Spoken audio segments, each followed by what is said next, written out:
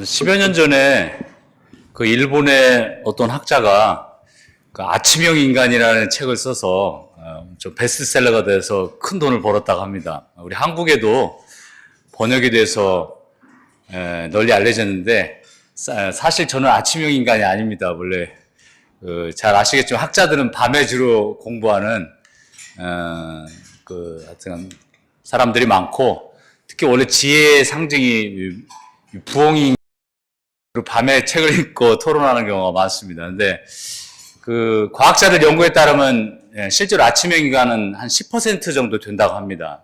이게 유전적으로 아침에 일찍 일어나는 경우인데, 오늘 보니까 우리 한국의 10%에 드는 분들은 일찍 그 조찬이나 이런 하루의 활동을 시작하는구나 하는 걸 느꼈습니다. 오늘 우리 대학에서 보기 힘든 아침형 인간 분들을 뵙게 돼서 너무 반갑습니다. 제 주제는 사실은 좀 기업을 경영하시는 분들에게는 조금 뭐 관심이 적을 수도 있습니다. 그리고 어쩌면 조금은 이 주제 자체가 굉장히 논쟁적인 주제이기 때문에 사실은 뭐 어떤 선입견이 있을 수도 있고 또 제 결론과 다를 수도 있습니다. 그러나 제가 강연을 시작하기 전에 결론부터 말씀드리면, 저는 명백하게 우리 인간의 노력으로 빈곤을 없애는 것이 우리 학문이나 또는 기업이나 또 국가의 역할이고, 실제로 그런 노력을 많이 저는 이루고 성과를 가져왔다고 봅니다. 물론 지금도 뭐 정치적으로 논란이 되고 있지만, 가령 박정희 대통령이 독재자다 아니다 뭐 이런 말도 있지만, 사실상 60년대 우리 한국이 보릿고개가 있었던 시절에는 가난이 제일 심각한 문제였지만, 그 시대에 비하면 그 어떤 때보다 우리 풍요로운 시대에 살고 있는 게 사실이고, 바로 정부나 기업이나 또 땀 흘려 일하는 우리 국민 모두의 그 노력의 결과라고 생각합니다. 그러나 이 불평등은 사실 불평등을 정의하기도 상당히 어렵고, 사실은 어느 학자도 이게 불평등을 완전히 없앨 수 있는 사회는 있다고 생각하지는 않습니다. 이건 굉장히 복잡한 문제고, 결론부터 말하면 어쩌면 불평등을 어느 정도 수준까지 좀 너무 지나치게 많은 건 좀 문제가 있지 않느냐, 뭐 이런 게 우리 학자들의 많은 우려고, 또 실제로 많은 국민들이나 특히 정치인들이 중요한 역할을 하는데, 어느 정도 수준으로 불평등을 할 것이냐는 문제는 이 조세 정책이나 복지 정책이나 특히 저는 개인적으로는 교육 정책이 아주 중요하다고 생각하는데, 이런 문제를 통해서 이 사회적인 합의를 이끌어내는 것이 중요한 것이지 어떤 정해져 있는 결론은 아니라고 생각합니다. 그래서 오늘 이 자리에 계신 분들이 이런 주제에 대해서도 기업이나 뭐 대학이나 연구지만 좀 더 사회에 다 리더들이시고 오피니언 리더들이 많으시니까 좀 더 새로운 관심을 가지시고, 이 문제가 어떤 국가적인 그 아젠다가 돼서 우리 대한민국이 더 크게 발전하고 국민들의 행복의 질이 높아질 수 있는 계기가 되었으면 좋겠습니다. 제 첫 번째 말씀드리고 싶은 거는, 최근에 저는 그 대통령 선거 중에 놀라운 변화 중에 하나가 이 경제 성장률을 대통령의 공약으로 내걸지 않는 거라고 생각했습니다. 과거 역대 대통령들은 사실 경제 성장률을 굉장히 중요한 공약으로 내걸었습니다. 7%, 뭐 8%. 최근까지도 그런 공약이 있었습니다. 그러나 조금이라도 국제 정치에 관심 있는 분들이 계시다면은, 미국이랑 유럽의 많은 그 선거에서는 사실상 물론 경제가 굉장히 중요해지고 있는 건 사실이지만 성장률을 몇 프로 이렇게 내거는 경우는 상당히 적습니다. 그리고 경제의 의미도 성장률 하나로만 해석하는 건 상당히 적습니다.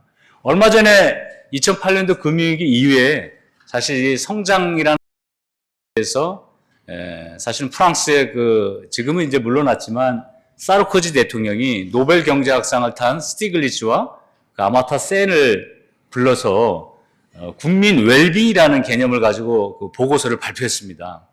2007년에 시작한 것인데, 이 웰빙이라는 개념이 이제 GDP보다 더 중요하다 이런 표현인데, 물론 우리 한국에서는 웰빙이란 말도 상당히 그냥 맛있는 거 먹고 건강하자는 걸 이렇게 좀 축소해서 이해해 드리는 경우도 있습니다. 여기에는 주부들의 가사 노동이나 또는 사회 봉사나 또는 가족들의 레저 활동 이런 것도 포함해야 되고, 또는 보건복지라든지 어떤 소득 재분배 시스템까지도 그 질을 평가해야 된다고 보는 겁니다. 특히 친환경 개발, 요새 우리 한국도 미세먼지가 심각합니다만 기후변화라든지 이런 문제에 대해서 얼마나 그 사회에서 적절하게 대처하고 있는 것까지도 웰빙에 포함하자는 겁니다. 실제로 그렇습니다. 우리가 여기 마찬가지로 만약에 우리가 암에 걸려가지고 병원에 가면 뭐 서울대병원에 가든 뭐 삼성의료원에 가든 그것도 결국 우리나라 GDP에 들어가는 겁니다. 그러나 여러분들이 가족과 함께 저녁에 식사를 마친 다음에 즐거운 대화를 나누거나 아니면 그 공원에 가서 맑은 공기를 마시고 산책을 하는 것은 사실 우리나라 GDP에 들어가지 않습니다. 사실 많은 경우에 GDP가 그 사회의 질이나 우리 인간의 행복을 다 보여주는 건 아니기 때문에 지금 많은 경제학자들까지 포함해서 많은 학자들이 GDP의 행복이나 웰빙에 대한 관심이 점점 커지고 있습니다. 근데 사실은 그럼 정말 경제학이라는 게 돈만 밝히는 것인가? 이거에 대해서 우리가 또 되돌아볼 필요가 있습니다. 흔히 경제학의 아버지라고 일컬어지는 영국의 유명한 아담 스미스는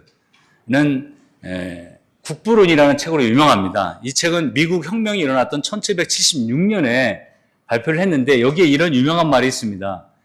우리가 저녁 식사를 할 수 있는 것은 고기 파는 주인이나 빵을 만드는 빵집 주인이 저 사람들에게 좋은 빵을 만들어 줘야겠다, 신선한 고기를 줘야겠다는 이타심보다는 내가 돈을 많이 벌어야겠다, 내가 좋은 빵이나 고기로 돈을 많이 벌어야겠다는 이기심 때문이라고 그런 유명한 표현이 있습니다.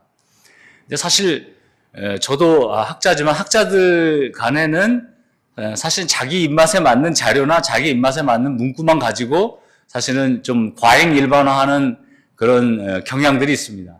사실은 원래 아담 스미스는 국부를 쓰기 전에는 원래는 철학자였습니다. 철학자였고 사실은 철학 중에서도 도덕 철학을 가르치는 사람이었습니다. 도덕 철학에 오히려 국부론 이전에 쓴 유명한 책이 있는데 도덕 감정론이라는 책입니다. 이 책은 오랫동안 우리나라는 번역이 안 됐다 최근에 번역이 됐는데 여기 보면 이런 말이 있습니다. 인간이 아무리 이기적인 존재를 하더라도 그 천성에는 분명히 이와 상반된 몇 가지가 존재한다. 그러니까 인간이 이기적인 존재라는 걸 인정하자는 겁니다. 예수님이 말씀하는 것처럼 우리가 다 이웃을 사랑하고 남을 위해서 살기는 어렵다는 그 인간의 한계는 직시해야 된다고 지적하는 겁니다. 그러나 연민이나 다른 사람에 대한 연민이나 약자에 대한 동정심이나 타인의 고통에 대한 공감이 없다면 그건 사회가 유지되지 않을 것이라고 보았습니다. 그러니까 사실 말하면 이 사회가 부자와 가난한 자가 있을 수는 있겠지만 이 사회가 약자에 대한 공감이 없다면 더 이상 유지되기는 어렵다고 본 겁니다. 또 아담 스미스가 아주 놀라울 정도로 사회학자인 저보다도 더 사회학적인 그런 어떤 통찰력을 가진 사실은 지혜로운 사람, 이런 유명한 표현도 합니다. 한 사회에 한 명의 부자가 등장하기 위해서는 500명의 가난한 사람이 필요하다고 말했습니다. 그것은 아무리 경제가 발전을 해도 부라 빈곤이라는 건 결국 상대적인 개념이란 뜻입니다. 결국 우리 지금 현재 우리 한국의 가난한 사람이라면 200년 전이라면 상당히 부유한 사람이라고 볼 수도 있습니다. 또는 미국에서 하루에 한 달에 100만 원 받는 사람은 가난한 사람이지만 아프리카 가면 엄청난 부자가 될 수 있는 겁니다. 그렇기 때문에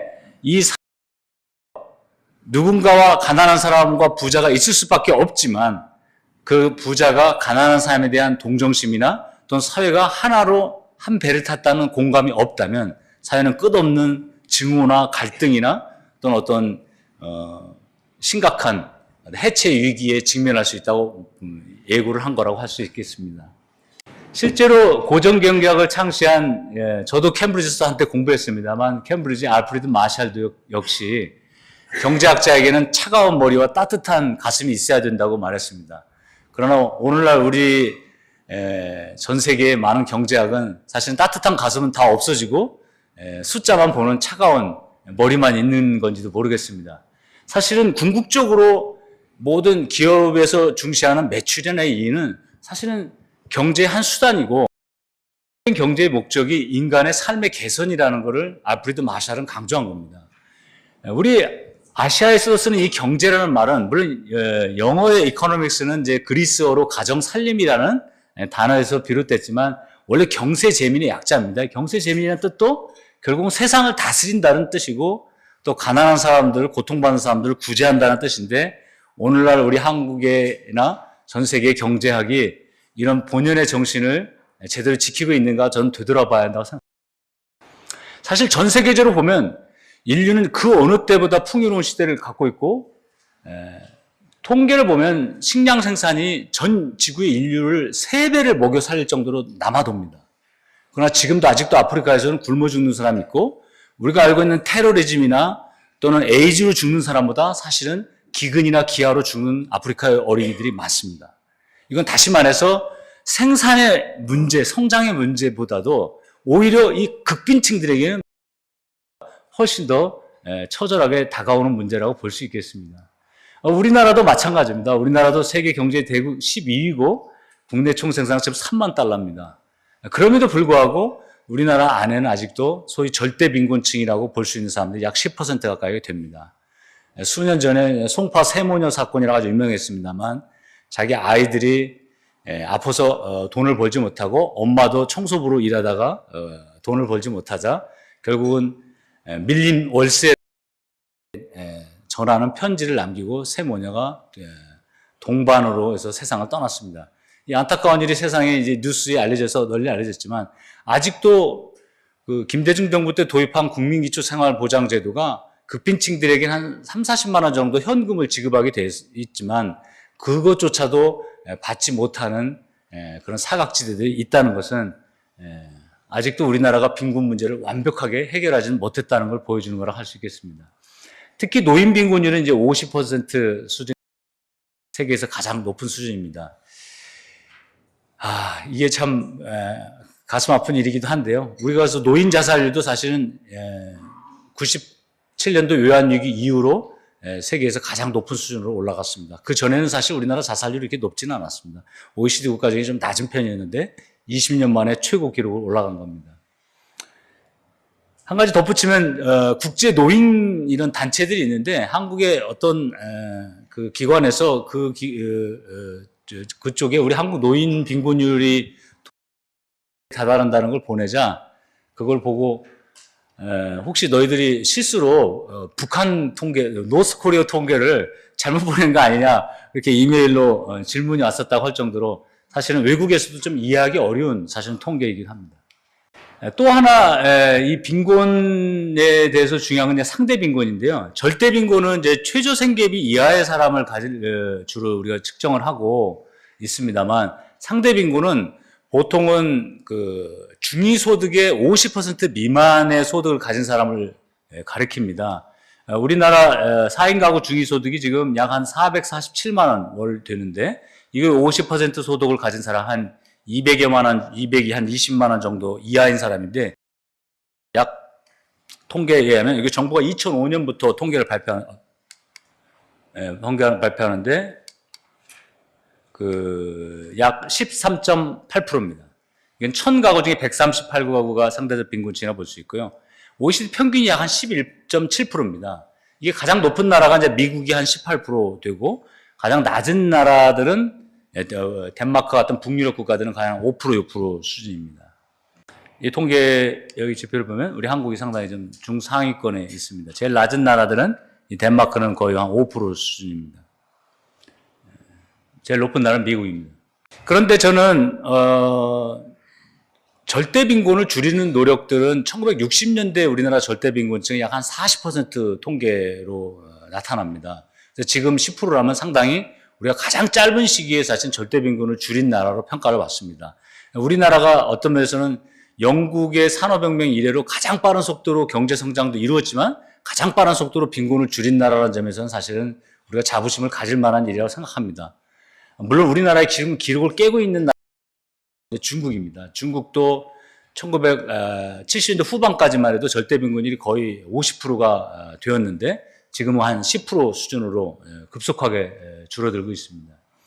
그런데 지금 현재는 오히려 불평등이 과거에 비해서 훨씬 더 심각한 문제가 되고 있다는 게 많은 학자들의 관심을 끌고 있습니다. 특히 우리 한국 같은 경우는 1997년도 외환위기 이후에 불평등이 커집니다. 그래서 이 한국보건사회연구원 국책연구소의 그 설문, 대한민국 사람들이 약 86%가 소득 격차가 너무 크다고 응답을 하고 있고, 또 약 79% 이상이 가난한 사람과 부유한 사람의 갈등이 크다고 보고 있습니다. 불과 20년 전만 해도 우리 한국 사회의 가장 큰 갈등이 뭐냐 물어보면 대부분 전라도, 경상도, 충청도 지역 갈등이라고 보았습니다. 실제로 정당도 소위 삼김시대 때 이런 지역주의 정당이 많은 정치 갈등의 주요한 원인이 되었지만, 지금은 오히려 이 계층 갈등, 빈부 갈등들이 가장 심각한 하고 있고, 이것이 사회 문제가 되고 있다는데 사실 인식을 공유하고 있습니다. 근데 이건 비단 우리나라만의 문제는 아닙니다. 전 세계적으로 통계를 봐도 1980년 이후로부터 30년 동안 빈부 격차가 점점 커지고 있습니다. 아까 말씀드린 상대 빈곤율도 증가하고 있고요. 그래서 2012년에 우리 여기 이 자리에 참석하신 분들의 우리 포럼처럼 세계에서 경제인들이 모이는 가장 유명한 포럼이 스위스 다보스에서 해마다 열리는 세계 경제 포럼이 있습니다. 흔히 다보스 하는데, 여기 다녀오신 분도 계시지만 멋진 휴양지입니다. 거기에 기업인들과 또는 정치인들이나 또는 학자들이 모여서 일주 가까이 동안 세계 중요한 문제를 토론하는데, 2012년 주제가 자본주의 위기였습니다. 2009년에 세계 금융위기가 발생한 다음에 이 자본주의가 뭔가 지금 제대로 작동하고 있지 않다, 이런 인식에 대해서 토론 주제를 정했던 겁니다. 그때 세계포럼의 창설자였던 슈버프가 아주 유명한 연설을 합니다. 세상 경제의 신봉자이지만 우리는 죄를 지었다. 이런 참여의 발언에서 주목을 끌었는데, 사실은 그 당시에 모인 사람들에게 또 블룸버그에서 여론조사를 해보니까 세계 경제를 가장 위협하는 게 바로 소득 격차로 보았고, 여기에 참석하는 많은 사람들이 현행 자본주의 체제가 지금과 같은 방식이 아니라 새로운 방식으로 바뀌어야 한다는 의견이 70%가 넘었습니다. 물론 이 세계경제 포럼의 주제가 선정되기 한 해 전인 2011년에는 그 유명한 그 뉴욕 월가를 점령하라는 그 시위로 해서 특히 미국의 그 금융권에 대한 많은 그 어떤 항의하는 시위들이 커졌고 정치적인 쟁점이 되었던 시기이기도 합니다. 우리 한국도 저는 마찬가지 문제라고 봅니다. 왜 지난 20년간 이런 소득 격차가 계속 커진가의 문제에 대해서 사실 좀 더 심각하게 생각할 필요가 있다. 물론 자본주의는 결론부터 말하면 인류 역사상 가장 효율적인 경제제도인 건 사실입니다. 사실은 아까도 제가 여기 식탁에서 이야기를 드렸지만, 그 막스의 공산당 선언에 대해서도 오해하는 경우가 많습니다만, 막스는 공산당 선언에서 자본주의 경제에 대해서 비판을 하기보다는 오히려 자본주의가 그 문명보다 놀라운 기술력이나 생산력을 보이고 가장 인간에게 풍요로운 생활을 제공했다는 점은 사실은 적극적으로 찬양한 사람입니다. 오히려 자본주의는 무한 경쟁을 하기 때문에 소수의 대기업만 살아남고 모든 중소기업은 사실은 경쟁에서 도태될 수밖에 없다. 마치 다윈의 진화론처럼, 사실 다윈의 진화론을 읽고 막스가 영향을 많이 받았습니다. 그래서 그렇게 주장을 했었는데, 사실은 이 경제의 성장이 과연 주냐에 대해서는 사실 지금 많은 학자들이 사실은 논란을 일으키고 있습니다. 왜냐, 이 대표적인 이제 학자, 미국의 경제학자 리차드 이스털리라는 학자가 그 연구한 걸 보면, 미국의 통계를 보면 1950년대 1인당 국민 소득이 한 $10,000 수준 됐을 때 행복감이 이게 계속 이 에버리지 인컴이 이게 계속 상승합니다. 그래서 $25,000 2000년대 초반까지, 지금은 뭐 미국은 뭐 $50,000가 넘습니다만, 아주 행복하다는 사람의 비율은 이 $10,000 수준 때하고 거의 똑같습니다. 약 한 25% 수준이 늘어나지 않는 겁니다. 실제로 제가 여기서는 이제 아주 자세히 통계가 안 났지만, 개인의 행복도 한 우리나라로 따지면 한 1억으로 올라갈 때, 그러니까 연봉이 8천만 원 사람이 1억이 되고 1억인 사람이 1억 2천만 원인데 행복감이 올라갑니다. 근데 1억 2천만에 넘어서는 순간 연봉이 아무리 올라가도 개인의 행복감에 거의 변화가 없습니다. 그래서 이 리처드 이스털리는 역설이라고 표현했는데, 오히려 돈을 많이 벌어도 행복이 늘어나지 않는 것을 경제학자들이 간과하고 있다. 이 문제를 지적을 합니다. 그리고 우리나라 역시도 마찬가지입니다. 노무현 대통령 때 2만 달러 시대를 중요한 국정지표라고 이미 지금 3만 달러가 넘었지만 과연 우리 한국 사람들이 과연 10년 전이나 20년 전때 행복하느냐 이렇게 질문했을 때 행복감은 오히려 그다지 높지 않습니다. 우리가 10점 만점으로 측정할 때 보통 OECD 평균에서 2,500점 통계를 제출하고 있는데 삶의 만족이라는데 우리나라 사람 평균이 한 6.5 정도 됩니다. 덴마크가 제일 높고 8점 정도고요.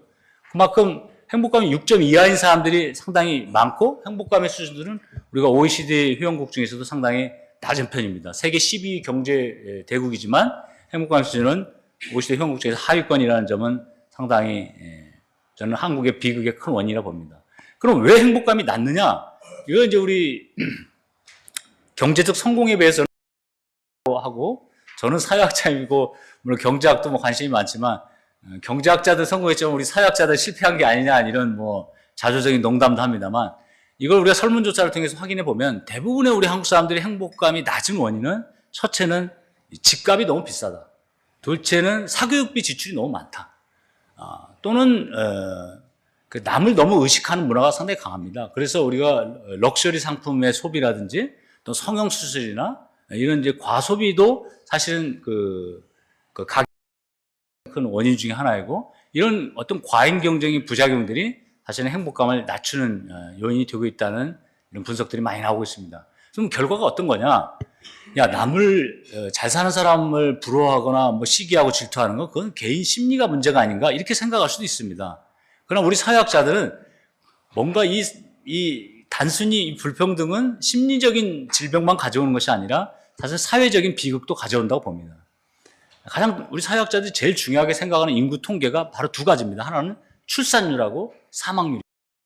지금 우리나라 출산율 지난해 1.4명에서 올해 0.9명으로 떨어졌습니다. 세계에서 가장 낮습니다.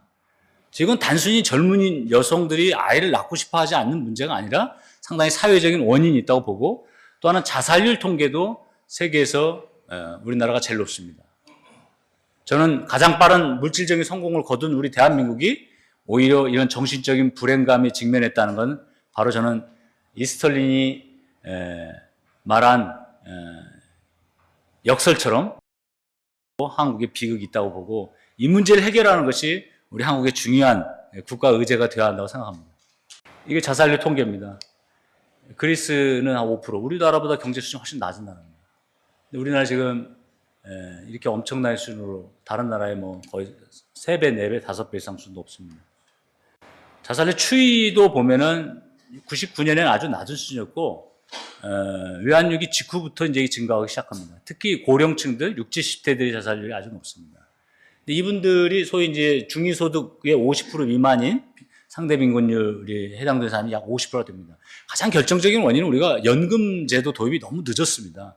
사실은 대부분의 미국이나 유럽 국가들은 1940년대에 다 도입됐고 빠른 나라 독일이나 이런 나라는 1880년대부터 도입이 됐는데 연금 이외에는 상당히 국민연금이 99년도 김대중 정부 이후에 도입된 것들이 상당히 심각한 원인으로 봅니다. 지금도 연금 수급자들은 50% 미만입니다. 연금을 못 받고 자녀들의 부양에 의존해야 하는 사람들이 상당히 많기 때문에 그렇게 봅니다.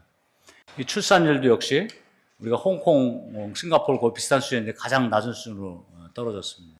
그러다 보면 사회적으로 어떤 현상이 나타나냐? 바로 이 주관적 계층의식의 변화입니다. 1997년도 외환위기 전에는 나는 중산층이라고 생각하는 사람들이 거의 80%에 가까웠습니다.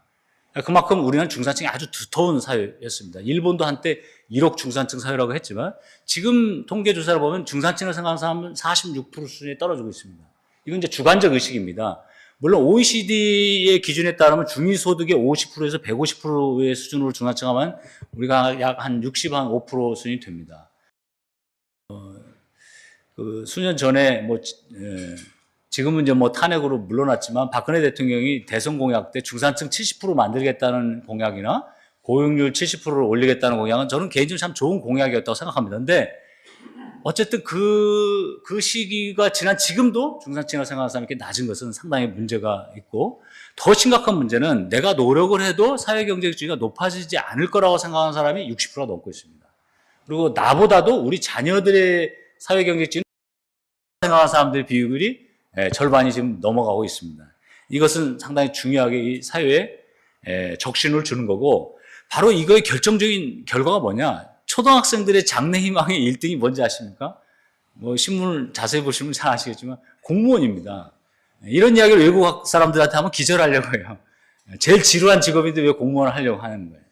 사실은 그 사회가 역동적이고 활력 있고 미래에 대한 낙관주의가 있다면 기업인이 되거나 기술자가 되거나 또는 과학자가 되거나 이런 창의적인 직업을 해야 합니다. 스티브 잡스나 마크 주커버그 같은 사람이 우리 젊은 고등학생들이나 대학생들의 롤모델이 돼야지, 공무원이 되는 게 롤모델이 된다는 것은 사실은 좀 안타까운 일입니다. 사실 이과도 이공계보다는 다 의과대학에 가고 의사가 되려고 하는 것은 결국 이만큼 사회의 고용이 불안해지고 이런 자기가 노력해서 개천에서 용나는건커녕 부모님보다 더 낫거나 부모님 수준이 되는 것이 점점 어렵다는 그런 비관주의가 점점 커지고 있다고 볼 수 있겠습니다. 헬조선이란 용어, 우리 사회학자가 만든 용어가 아닙니다. 인터넷에 떠도는 말입니다.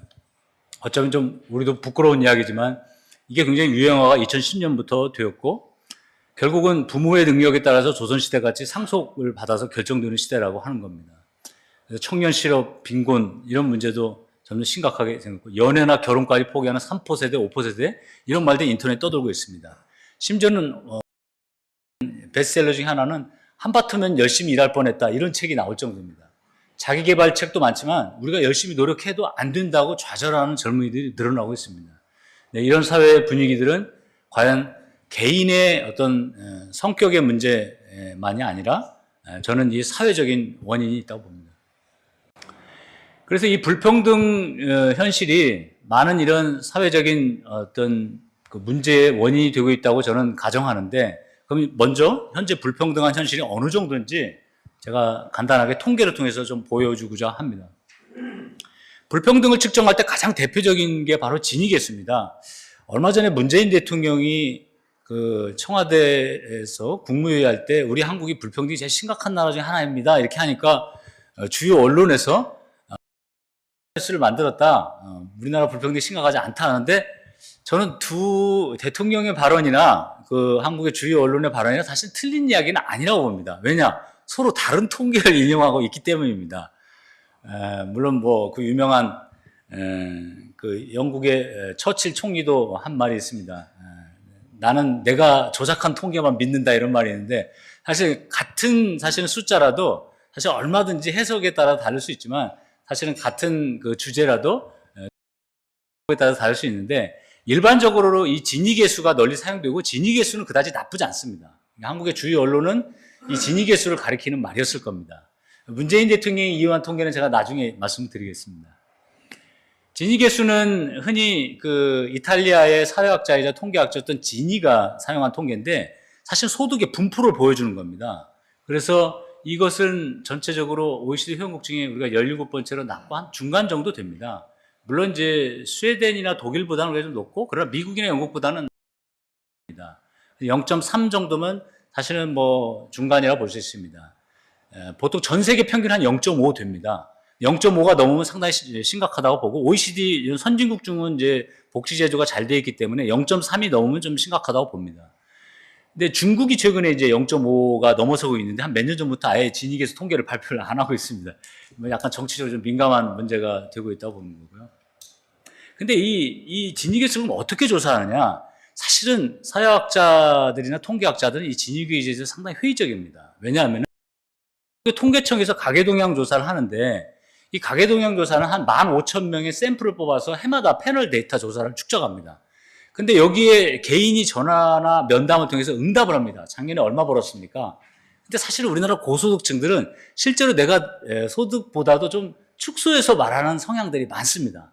물론 그럼에도 불구하고 이 가계동향 조사만큼 많은 표본을 추출한 소득조사는 없습니다. 그래서 우리는 결국 이걸 활용할 수밖에 없는데, 어쨌든 이거에 대해서 상당히 떨어지고 있는 건 사실입니다. 그러나 더 중요한 건 이건 전체 분포를 보여주는 거지, 과연 최상위층들이 얼마나 소득을 갖고 있는가를 보여주는 것은 아니라는 점에서 좀 문제점이 많이 지적되고 있습니다. 진위계수 통계는 우리가 한 중간 정도 되고요, OECD 회원국 중에. 그다음에 이거 똑같은 방법인데 상위 10%와 하위 10% 또는 상위 20% 하위 20%를 비교하는 방법이 있습니다. 이걸 5분위 배열, 10분위 배열 그러는데 보통 한 5배 정도가 넘으면 좀 격차가 큰 걸로 우리가 판단합니다. 가령 상위 10%가 가령 평균 수입이 뭐 1억이다. 그런데 하위 10%가 평균이 뭐 2천만 원이다. 그러면 상당히 큰 걸 우리가 우리나라는 사실은 7배 수준이었는데 지금 한 10배 수준이 돼서 OECD한 평균보다는 조금 높습니다. 진위계수보다는 조금 나쁘다고 볼 수 있는데 그러나 멕시코나 미국보다는 좋고 스웨덴이나 독일보다는 좀 괜찮은 편입니다. 이 역시 같은 데이터이기 때문에 비슷한 분포를 보여주는 겁니다. 이것도 역시 보시면 약간 좀 중상 정도로 좀 10분위 배열이 좀 격차가 큰 걸로 나오고 있습니다. 그래서 이거 대안으로 제시하는 게 바로 이제 토마 피케티라는 프랑스 경제학자의 지표입니다. 이 사람은 아주 저보다도 젊고 제가 다녔던 학교에 이제 LSE라는 영국의 경제학으로 유명한 학교에서 21살의 경제학 박사라는 아주 천재에 가까운 사람인데 약 200년간의 통계를 분석을 해서 약 25개 국가의 통계 분석을 해서 이라는 유명한 책을 썼습니다. 막스의 자본론을 연상시키는 제목이었는데 그래서 너무 이 프랑스 사회당도 정책 자문을 하고 약간 좌파나 빨갱이 아니냐 이렇게 생각할 수도 있겠지만 사실 이 피케티 책은 2차 세계대전 이후에 최고의 베스트셀러 중에 하나입니다. 물론 미국에서만 50만 권 이상 팔렸고 전 세계에 한 450만 권이 팔렸다고 합니다. 불평등 책을 팔아갖고 더 부자가 돼가지고 우리 사회 불평등에 일조했는지도 모르겠습니다. 작년에 우리 한국에 와서 저도 같이 만찬을 하고 대화를 나눈 적이 있습니다만 이 피케티는 사실은 진위계수나 5분위 배열은 거의 책에서 활용하지 않습니다. 자신이 만든 기준은 뭐냐? 상위 1%나 10%가 얼마나 소득이나 재산을 많이 갖고 있느냐를 그 비율을 측정하는 겁니다. 이것은 주로 국세청의 납세 기록을 봤습니다. 사실은 개인이 응답하는 것보다는 납세 통계가 훨씬 더 객관성이 있다고 볼 수 있겠습니다. 그런데 보니까 인류 역사상 계속 우리 경제학에는 이제 쿠즈넷 곡선이라고 해서 경제가 성장할수록 불평등은 줄어든다는 게 이제 일반적인 그 정통 이론입니다.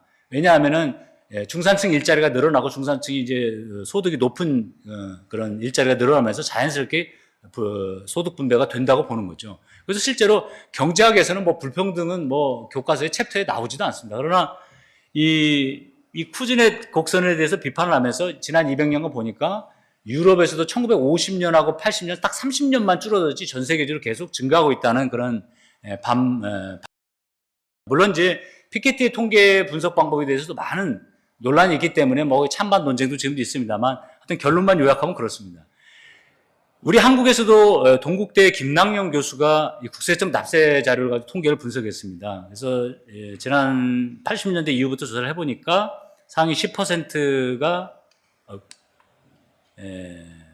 무려 27%의 비중이었는데 지금 44.8%로 증가를 했습니다. 상위 1%는 7%에서 12% 증가했고요. 그래서 다른 전패적인 김낙정 교수의 통계인데 이때부터 가빠르게 외환위기 이후로부터 올라가는 걸 볼 수 있습니다. 그러나 하위층들은 사실은 큰 소득 변화가 없습니다. 그럼 다른 나라는 어떠냐? 다른 나라들도 보면은 미국도 이때는 이 1950년대부터 전반적으로 내려갑니다. 물론 이거는 이제 전쟁 때문에 많은 그런 파괴 때문에도 원인이 있고 또 하나는 이제 50년대 이후에 유럽이나 미국에 많은 복지제도가 도입이 됩니다. 연금이나 건강보험이나 또는 특히 유럽 같은이나 미국도 주립대학이나 이런 국립대학들이 이제 등록금을 안 받는 대학들이 늘어나면서 소득 분배들이 상당히 80년대 이후부터 이게 증가하기 시작합니다. 대부분의 나라, 미국이 가장 가파르게 증가했고요. 일본이나 근데 프랑스는 좀 낮은 편이긴 합니다. 역시 스웨덴조차도 사실은 좀 증가하는 경향이 있습니다. 이건 여기에는 제가 소개를 했지만 자산도 마찬가지입니다. 자산도 격차가 점점 커지고 있고 특히 우리 한국은 자산 집중도가 상위 10%가 한 60% 정도를 갖고 있는 걸로 특히 이제 서울 강남에 이제 부동산 가격이 높으니까 이제 그럴 수밖에 없는 점이 있습니다만 이렇게 나타나고 있습니다. 그래서 이게 미국을 보면은 상위 1%와 50%를 이렇게 비교를 하면 1%는 90, 80년대부터 이렇게 가파르게 증가를 하는데 하위 50% 사람은 20%를 차지했는데 오히려 13%로 축소되는 경향이 나타납니다.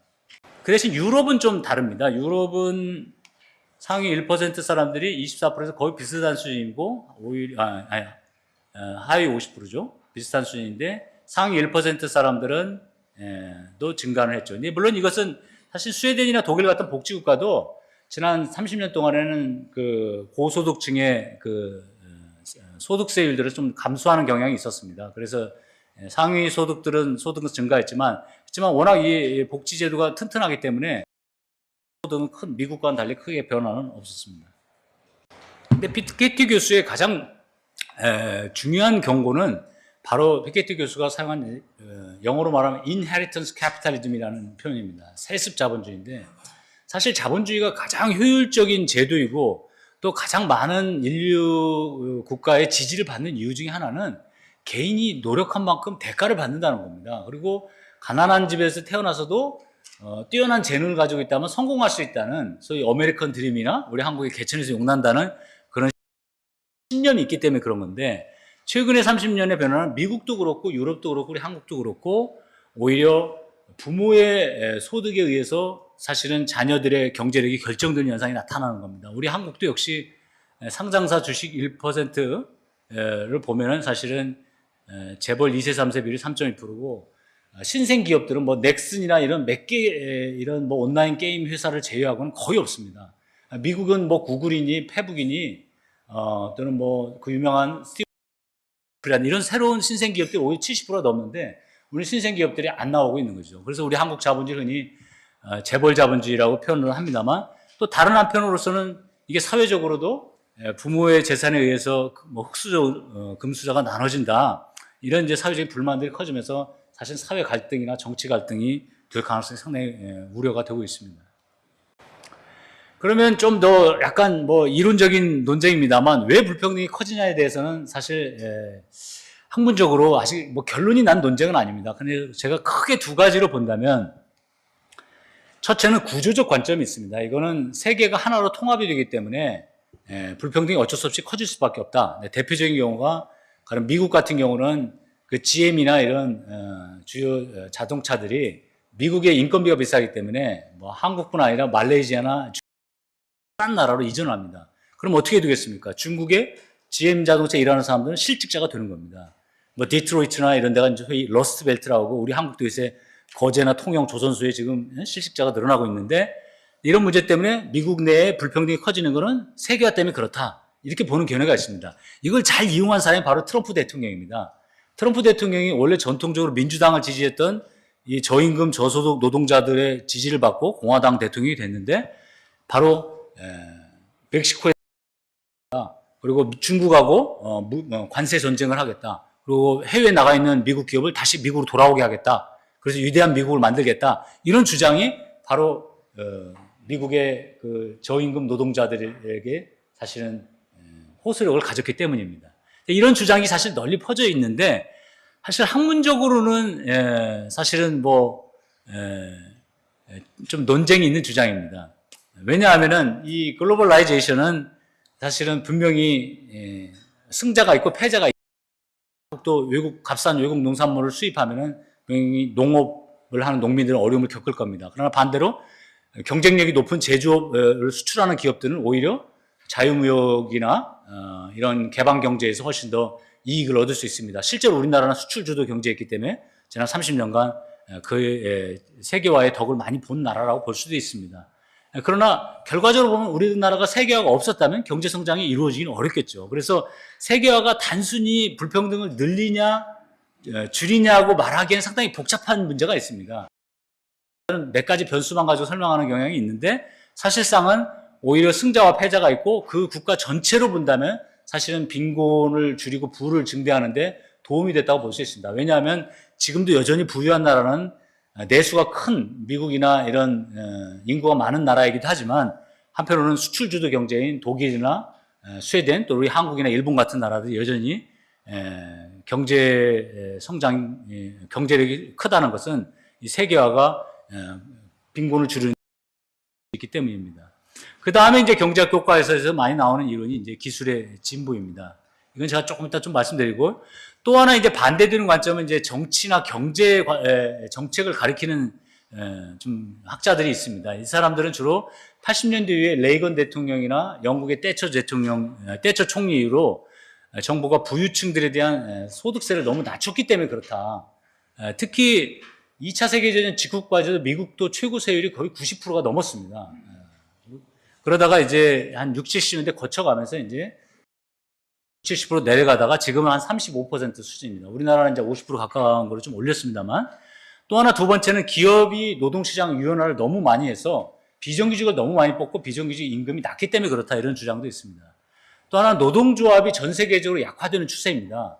스웨덴 같은 일부 나라를 제외하고 노동조합 조직률이 한 20% 내지 10%수로 줄어들고 있습니다. 그래서 특히 노동조합이 없는 중소기업 같은 경우는 단체 교섭을 할 수 없기 때문에 사실 저임금 체제인 경우가 많다는 거고요.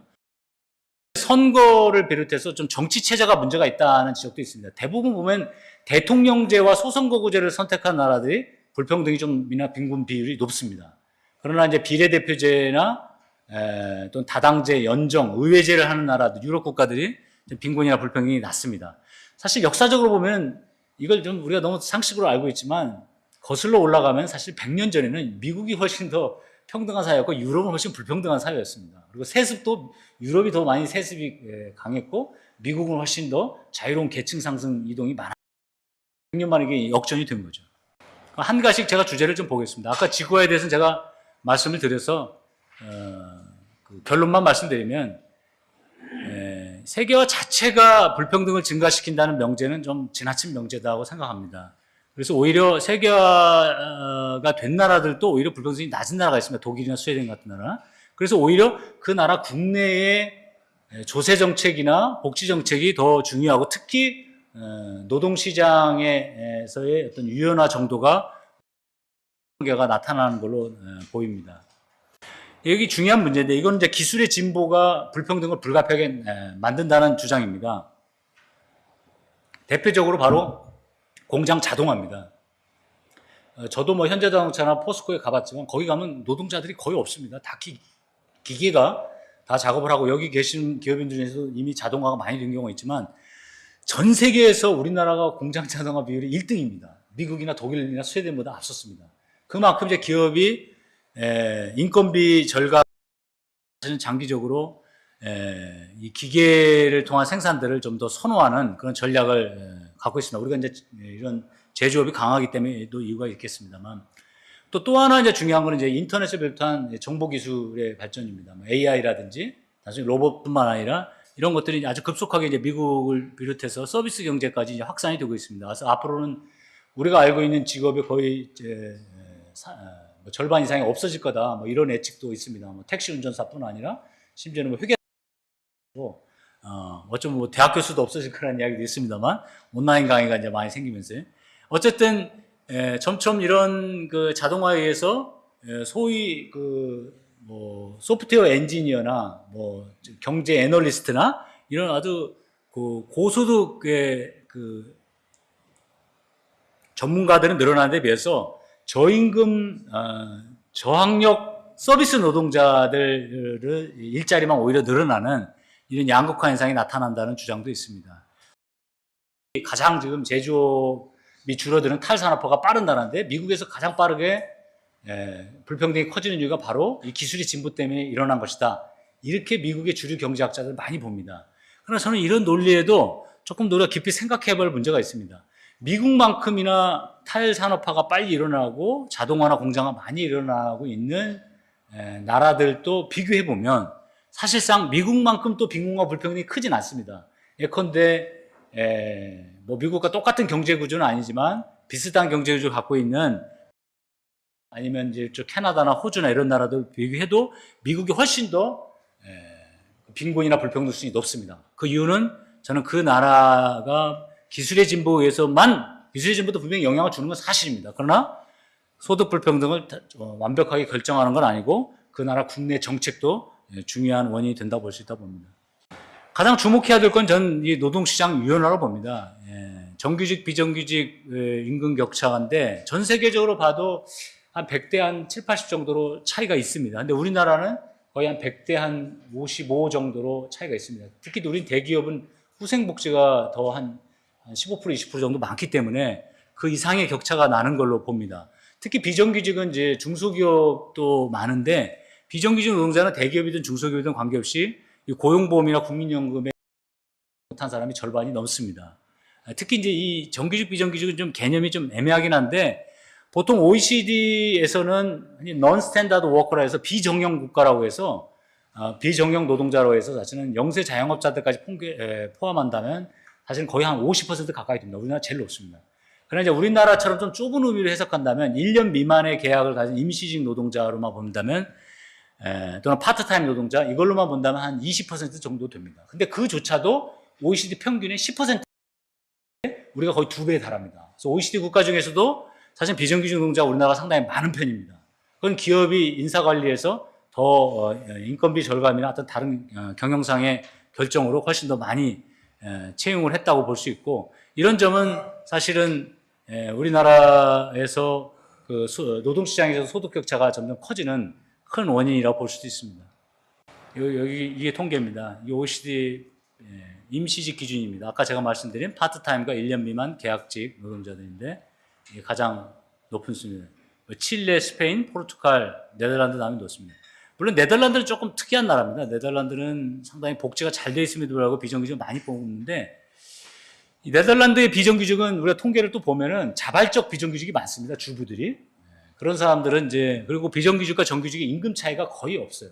그렇기 때문에 큰 문제는 우리는 비정규직이 거의 절반이 넘고 임금 격차가 거의 2배 가까이 납니다. 이런 점들이 상당히 불평등뿐 아니라 어떤 우리나라 국민의 삶의 질에도 큰 영향을 줬을 거로 우리가 추정을 할 수 있겠습니다. 또 하나는 이제 노동조합 문제입니다. 뭐 우리 경영인들로서 좀 불편한 문제일 수도 있겠습니다만 노동경제학자들 우리가 통계를 보면은 사실은 노조가 강한 나라, 특히 대표적인 게 북유럽 국가들입니다. 거의 노조 가입률이 한 80%가 넘는데 이런 나라는 임금 수준이 높습니다. 사실상 많은 경우 오해가 있는데 스웨덴도 저도 여러 번 가보고 덴마크도 가봤는데 제가 가면 이제 노조도 방문하지만 우리 경영자 단체도 꼭 방문합니다. 근데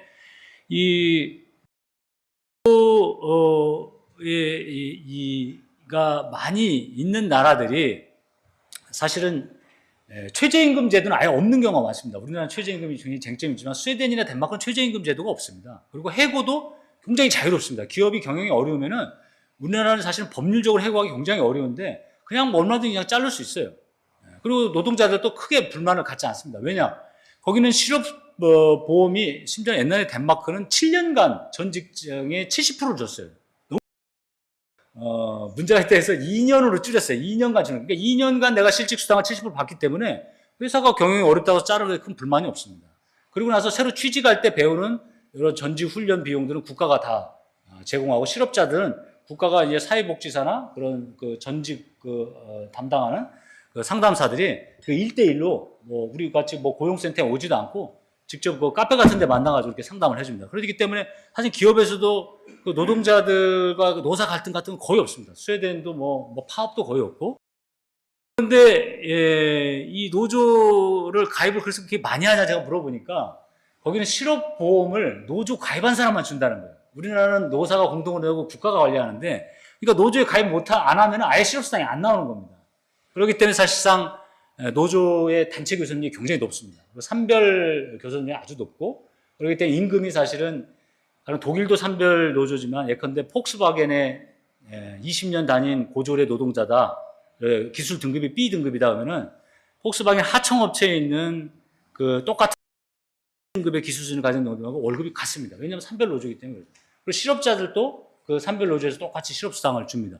그렇기 때문에 노조가 발전한 나라들은 사실상 소득 격차가 사실 줄어들 수밖에 없습니다. 그래서 좀 보수적인 그 IMF에서도 이런 노동시장 제도들의 분석을 보고 노조가 경제정책이나 기업 의사결정에 참여하는 경우에 소득 불평등이 적어지는 것으로 분석이 되고 있습니다. 근데 우리나라는 뭐 워낙 노조 가입률이 낮고 노조가 뭐 경영에 참여하는 게 거의 없기 때문에 뭐 이건 큰 뭐 문제가 되지 않습니다만 이 정부의 조세 정책도 역시 불평등이 큰 원인을 봅니다. 특히 우리나라 조세 부담률은 지금 법인세율은 최근에 좀 올랐습니다만 전반적인 조세 부담률은 상당히 20% 미만이기 때문에 상당히 낮은 편입니다. 특히 잘 아시겠지만 영세 자영업자들이 우리나라가 많고 거의 절반 정도가 면세자들입니다. 근로소득자 2천만 원 미만 근로자들은 거의 세금을 안 내기 때문에 조세면이 낮은데 통계를 비교해 보면 우리나라가 멕시코나 터키 다음으로 상당히 낮은 편입니다. 가장 높은 나라는 물론 덴마크가 45%고요. 스웨덴이 이렇게 높습니다. 이것도 이제 스웨덴이 높은 복지를 유지하는 이유 중에 하나인데, 제가 스웨덴의 경제단체에 갔을 때 한번 재밌는 이야기가 있었는데, 스웨덴에서는 복지국가라는 말 우리 기업에서는 좀 싫어하지 않느냐 그러니까 우리도 좋아한다는 거예요. 왜냐? 나도 대학교 다니다가 이 스웨덴에 왔다는 거예요. 그래서 젊었을 때 혼자 살 때는 미국이 좋은데 돈 월급을 많이 주니까 내가 결혼을 해서 애를 낳고 학교를 보내면 미국에서는 혹시나 범죄도 많고 미국은 학비도 일단 너무 비싸고 그리고 병원비도 너무 비싸고 그래서 이제 스웨덴에 오면 스웨덴은 병원이나 학교는 다 국립 대학이나 국립병원이기 때문에 그런 걱정이 있고 나도 언젠가는 회사 열심히 일하다가 교통사고가 나서 장애인이 될 수도 있고 내가 죽을 수도 있는데 내 아이들을 키우기는 오히려 난 스웨덴 거예요. 그런데 딱 한 가지가 불만이 있다는 거예요. 세금을 너무 많이 걷는다는 거예요. 그래서 자기가 지금 한 55%를 내는데 세금을 좀 낮췄으면 좋겠대. 그래서 얼마나 낮췄으면 좋겠냐니까 한 5% 정도만 낮춰줬으면 좋겠다고 그러더라고요. 만약에 50% 세금 내는 것을 우리 한국에 와서 말한다면 우리는 너는 기업의 임원이 아니라 노조의 대표라고 사람들 생각할 거다 그랬더니 막 웃더라고요. 근데 어찌 됐든 이 스웨덴 사람들은 노사 협조도 잘 되지만 서로 이렇게 회사의 직원뿐 아니라 스웨덴 국민 전체가 한 배를 탄 운명 공동체다. 그런 의식들이 좀 많다는 생각이 많이 들었습니다. 그러니까 이 세금 문제는 결국 이제 복지, 특히 교육이나 보건, 주택 또는 사회 서비스, 요새 같은 요양이나 아동 보육 같은 이런 서비스 지출에 영향을 주는 건데 이것이 OECD 평균이 약 21%입니다. 우리나라는 10%, 이게 절반 수준밖에 안 되는 겁니다. 스웨덴이나 덴마크 이런 나라는 거의 30% 가까이 되니까 우리가 3분의 1 수준에 불과한 거고요. 그래서 물론 북유럽과 같이 되지는 않겠지만 사실은 우리가 미국도 한 16% 정도 되거든요. 그만큼 우리가 다른 데 많이 돈을 쓰는 거죠. 옛날 박정희 대통령 때는 이제 국방 예산이 제일 많았고 그러다 김대중 정부 때까지는 경제 분야 도로나 건설, 항만 이런 분야 예산이 많았습니다. 지금은 이제 사회 지출이 제일 높은 비중이지만 아직도 OECD 이런 회원국에 비하면 절반 수준이라는 것은 사회 지출 비용이 낮다는 걸 보여줄 수 있습니다. 이게 통계입니다. 국제 비교 통계. 이게 OECD 평균이고요. 가장 높은 나라는 역시 이제 북유럽 국가 핀란드, 덴마크, 스웨덴이고 가장 낮은 나라는 멕시코 다음에 우리 한국입니다. 물론 프랑스가 좀 예외적으로 좀 높은 건데 이거 좀 특별합니다. 저도 지난해도 프랑스에 6개월간 안식년으로 있었는데 프랑스는 이 보육 예산에 엄청나게 지금 돈을 쏟아붓고 있습니다. 이 저출산 문제로 여기도 굉장히 심각했는데 거의 유치원 선생님 한 명당 아이들이 한 서너 명 정도 해당될 정도입니다. 그리고 그 경우는 밤에도 개인 집으로 이렇게 출장 오는 그 보모 서비스가 있을 정도로 상당히 국가가 보육에 대한 엄청난 예산을 씁니다. 물론 프랑스 경제는 썩 좋은 것 같지 않은데 이렇게 지출이 늘어나는 것 때문에 걱정하는 사람들도 있습니다. 어쨌든 프랑스는 좀 예외적으로 북유럽 수준으로 이렇게 높습니다. 세 번째 중요한 건 이제 정치입니다. 사실은 경제인들이 더 잘 아시겠지만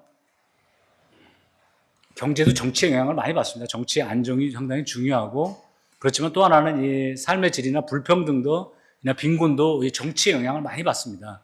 특히 스웨덴, 덴마크, 독일 이런 나라들은 비례대표제이기 때문에 어느 한 당도 과반수 집권이 불가능합니다. 독일도 지금 기민당이 지금 선거에 3번 연속 승리를 했지만 못했고 한때는 3인당하고 지금 대연정을 하고 있습니다. 좌우가 지금 동거를 하고 있는 거예요. 그래서 서로 상대방의 정책을 반반씩 받아들이면서 타협을 하는 겁니다.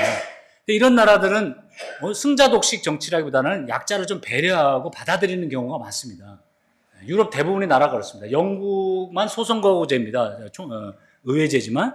그리고 미국 같은 나라는 소선거구제 대통령제고 우리나라도 그런 제도를 갖고 있는데 그런 나라들은 국회에서 과반수만 넘으면 단독 집권이 가능합니다. 그러니까 야당인 주장들을 그러다 보니까 당연히 좀 진보적인 민주당이 집권하면은 공화당 정책 하나도 안 받아들이고 공화당이 집권하면 민주당 정책 하나도 안 받아들이고 그러니까 좌우 대결이나 보수 진보 대결이 아주 극심합니다. 우리나라도 마찬가지고요.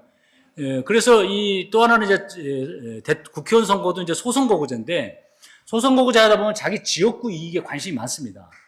우리나라 국회의원들도 자기 지역에 얼마나 예산 따왔느냐 다음 선거에 중요하기 때문에 사실 경제정책이라든지 복지정책이라든지 별 관심이 없습니다. 청년 실업 심각해도 유치원 예산이라든지 청년 실업 예산에 대해서는 뭐 자기가 노력해봤자 자기 표하고 연결이 안 되기 때문에 관심이 없습니다. 심지어는 어떤 면에서는 경제정책, 산업정책도 별로 관심이 없어요. 국회의원은 다음 재선이 중요한 거기 때문에. 그렇기 때문에 사실은 이 소선거구제 하는 나라들이 사실은 많은 경우에 조세나 복지정책이나 경제정책이 국회에 의지해서 밀려나는 경우가 많습니다. 근데 오히려 유럽 국가들은 오히려 의회에서 주로 이런 조세나 복지정책도 논의하지만 경제나 산업정책도 굉장히 중요하게 간주를 합니다.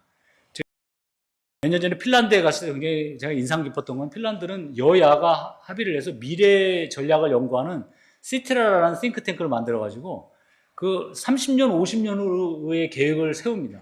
기업인 대표, 노조 대표 또는 뭐 전문가 함께 모여가지고 그 뭔가 서로 상생할 수 있는 그런 국가 미래 전략을 세우는 것도 인상적이었는데 이런 유럽 국가들이 그러면 복지 지출 비용이 많으니까 너무 기업에 부담이 되는 거 아니냐. 세금 많이 거니까 결국 경제에 생각할 수 있습니다.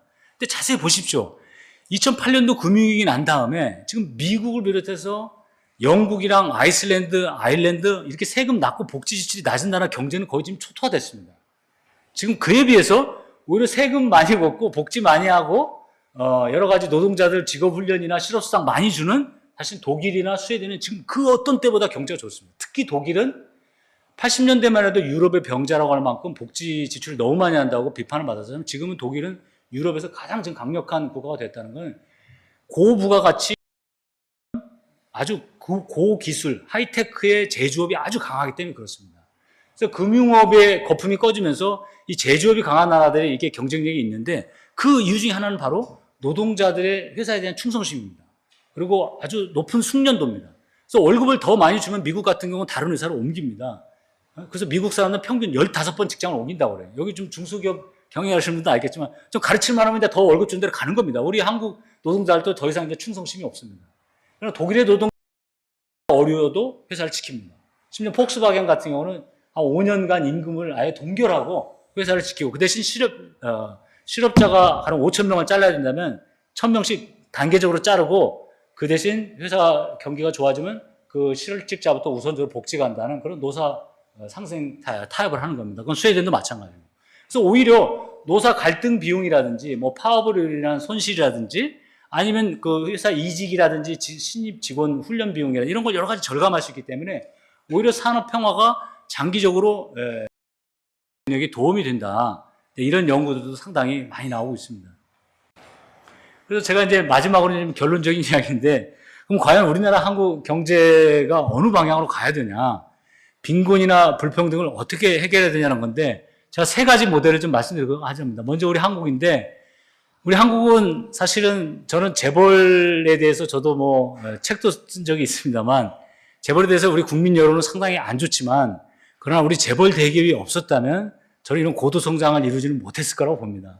그리고 박정희 대통령도 뭐 지만 박정희 대통령의 그런 국가 중심의 산업 정책이 없었다면 사실은 경제 성장이 지금과 같이 되지는 않았을 거라고 봅니다. 특히 1960년대 박정희 대통령이 미국 경제학자들한테 그 컨설팅을 받았더니 미국 경제학자들이 우리나라 경제를 위한 전략을 뭘 준지 아십니까? 그 경제학 교과서에 나온 비교 우위 이론에 따르면 우리나라의 가장 비교 우위에 있는 것이 쌀이라고 합니다. 쌀. 아마 그 컨설팅 보고서에 따랐다면 우리가 세계에서 가장 우수한 쌀을 했습니다만 아마 경부고속도로를 만들거나 또는 조선소나 자동차나 또는 반도체 같은 걸 만들지 못했겠을 겁니다. 그래서 이병철 뭐 삼성 회장이나 하여튼 정주영 뭐 현대 회장이 자동차나 사실은 반도체가 없었다면 오늘의 우리 한국 경제 신화는 없었을 겁니다. 근데 그에 비해서 지금 재벌 2세, 3세들은 그런 어떤 기업가 정신을 잃고 있지 않는가에 대한 사실 걱정이 많습니다. 또 하나는 정부도 마찬가지예요. 정부도 더 이상 산업정책에 큰 관심이 없습니다. 특히 정부 이래로 경제기획원도 없앴지만 사실 산자부 역할도 대폭 축소가 되고 사실은 시장 중심으로 넘어간다고는 하지만 사실상 정부가 적극적인 그 기업을 후원하거나 지원하는 정책이 없는 나라가 성공한 경우는 없습니다. 많은 경우에 사람들이 오해를 하고 있는데 미국이 그 실리콘밸리에서 막 서비스 산업이 막 구글이나 페북이 생기니까 다 벤처 자본이 돈을 낸 걸로 알고 있는데요. 저도 그래서 스티브 잡스의 자서전이 700페이지가 달하는 걸 한번 읽어봤습니다. 근데 스티브 잡스가 솔직하게 쓰지 않은 게 있습니다. 사실 미국이 인터넷 산업이 발전한 거는 인터넷은 사실 돈이 안 드는 겁니다. 이건 원래 미국 국방성의 프로젝트였고 냉전 시대에 컴퓨터를 연결해서 하려고 하는 레이건 대통령이 국방부에 거의 그 재정 적자가 엄청 커질 정도로 국가 예산을 엄청 쏟아부었습니다. 그래서 중소기업이나 이런 새로 스타트업 컴퍼니에 엄청난 돈이 지원됐습니다. 사실 스티브 잡스도 그 돈을 받았습니다. 근데 자기 700페이지 자서전에는 그 돈에 대해서 한마디도 쓰지 않던데 우리나라도 김대중 정부 때 벤처에 대한 밑빠진 덕에 불붙기였는지 모르지만 그때 우리 여러 가지 그 인터넷이나 이런 걸 많이 사용함으로써 사실 우리나라가 세계에서 가장 스마트폰 많이 쓰고 가장 브로드밴드를 많이 하고 가장 그 IT 산업이 발전할 수 있는 잠재력을 가진 나라 되는 것은 사실입니다. 김대중 정부가 만약에 그런 IT나 벤처나 뭐 이런 분야에 관심이 없었다면 사실은 우리나라 경제 구조는 지금과 같지는 않았을 거라고 봅니다. 그래서 2세, 3세들이 너무 해외 뭐 럭셔리 상품 수입하거나 또는 중소기업들이 하는 뭐 동네 심지어 빵집도 하다가 한때 그 처리하기로 했는데 저는 굉장히 안타까운 일이라고 생각합니다. 그건 작은 자본을 가진 사람들이 해야 되는 일이고 대기업이나 대자본이나 그런 우수한 인력을 가진 기업들은 좀 더 모험적인 일을 해야 되고 또 하나는 물론 대기업도 요새 CEO들도 뭐 1, 4분기만 실적이 나빠도 그 자리를 유지하기 어려운 상황인데 정부에서 단기적으로 손해가 볼 수 있는 그런 분야들 특히 뭐 재생에너지라든지 또는 뭐 산업이라든지 첨단 기술 분야들은 저 과감한 사실은 지원이나 선도적인 정책들이 필요하다고 봅니다. 그래서 스웨덴이나 이런 북유럽 국가들은 세계적인 수준의 중소기업들이 있고 덴마크나 독일도 마찬가지입니다만 그런 기술 지원들은 사실 국가가 엄청나게 사실 R&D나 여러 가지 인력 지원을 하기 때문에 가능한 것들입니다. 그 다음에 미국의 사례를 보면 아까 제가 이제 말씀드렸지만 부유한 사람들이 우리는 자식들에게 회사를 다 많이 물려주려고 합니다만 우수한 경영자를 키우기보다는 제가 스웨덴도 좀 경영 세습에 대해서 말씀드리겠지만 미국은 경영 세습이 거의 없습니다. 왜냐하면 이미 30년대에 그 막스가 예견한 대로 놀라울 정도의 자본의 집중이 이루어집니다. 록펠러나 이런 사람들이 수천 개의 그런 철도회사 같은 거 그냥 다 하나로 통합해 버립니다. 그래서 그걸 트러스트라고 불렀는데 우리나라 재벌 같은 겁니다. 이거를 세금을 통해서 다 해체시켜 버립니다. 그리고 자녀들에게 상속할 수 없게끔 다 만들면 그리고 전문 경영이 체제로 바뀝니다. 그리고 오히려 이런 워렌 버핏과 같은 이런 세계 최고의 부자들도 조지 W 부시가 상속세 폐지 법안들을 도입을 했습니다. 우리나라도 지금 중소기업에서는 이 상속세 폐지가 국회에서 논란이 된 적이 있습니다만 이때 워렌 버핏이 상속세 폐지하지 말라는 그 글을 뉴욕타임즈에 썼습니다. 상속세 폐지라는 건 마치 2000년 올림픽 금메달리스트 큰아들을 2020년 올림픽 팀을 구성하는 같은 어리석은 말상이다. 이렇게 공개적으로 비판했습니다. 물론 폐지는 안 됐습니다만 물론 버핏은 심지어 이런 표현도 합니다. 자기 비서가 내는 세금보다 내가 더 적게 낸다는 표현합니다. 비서는 연봉 6천만 원이면 한 25%를 내겠죠. 그런데 본인은 연수입이 몇천억이지만 잘 아시겠지만 자본소득세는 15%밖에 안 됩니다. 미국. 우리나라도 낮고. 그렇기 때문에 이런 막대한 수입에 비해서 세금이 낮은 것에 대해서 문제를 제기하고 동안 타고 다니는 차를 여전히 타고 다닌다고 하는데 자기 재산의 거의 대부분을 물론 자식들에게도 일부분 물려줬지만 그 빌 게이츠가 운영하는 공익재단에 다 기부를 하고 이 사회를 위해서 써달라고 했다고 합니다. 바로 그렇기 때문에 미국 자본주의가 빈부격차가 크고 사회 갈등이 있는 것 같아도 기업인들에 대한 아주 그 존경심이 있고 미국 자본주의가 사실은 많은 새로운 어떤 창의적인 기업가들이 나오는 거라고 저는 봅니다. 그럼에도 불구하고 그러면 빈곤이나 불평등 비율이 상당히 낮은 이제 유럽이 어떠냐? 왜 유럽은 이런 변화를 이루었느냐는데 사실은 제가 아까 말씀드린 것처럼 정부의 조세 정책이나 사회 정책들이 경제에 악영향을 줬다는 비난이 많지만 오히려 역으로 스웨덴이나 독일이 경제가 성공하는 모습들은 사실은 그 나라의 그 복지 제도가 저는 큰 영향을 주었다고 봅니다. 그래서 복지를 우리가 상당히 소비하는 걸로 부정적으로 생각하는 경우가 있는데 스웨덴의 복지 정책 봐서는 안 됩니다. 세출 구조를 봐야 됩니다. 그럼 가난한 사람들에게 공공부주로 현금을 주거나 또는 실업자들에게 실업수당을 주는 액수는 사실 그다지 높지 않습니다. 심지어는 노동시장에서의 소득 격차도 보면 미국하고 스웨덴하고 격차가 그렇게 크진 않습니다. 그러면 재분배를 그러면 돈을 어디다 쓰냐? 사실 스웨덴의 세출 구조는 놀랍게도 대부분의 돈들은 교육에 씁니다. 그리고 직업훈련, 노동자들 기술훈련이나 직업훈련에 씁니다. 실업자들 전직훈련이나. 이게 기업이 새로 치는 비용들을 사실은 국가가 부담하는 겁니다. 그리고 평생교육 체제가 잘 되어 있습니다. 그래서 사실상 사후에 가난해진 사람들에게 현금으로 나눠주는 그런 선심성 복지가 아니라 사전에 개인의 역량을 키울 수 있는 그런 교육과 훈련에 돈을 많이 투자합니다. 그리고 보건에도 많이 투자합니다. 병원비 같은 부담이 줄어듭니다. 그러니까 결국 건강한 사람이 많이 나오고 우수한 노동 인력이 생긴다는 건 뭐겠습니까? 그건 자본주의에 좋은 겁니다. 그래서 오히려 스웨덴은 복지 자본주의라는 표현도 합니다. 그래서 스웨덴이나 이런 경제가 좋아지는 거는 그냥 단순히 정부가 세금을 많이 가난한 사람이 나눠주는 것이 아니라 바로 친성장적인 복지, 성장 친화적인 조세 제도.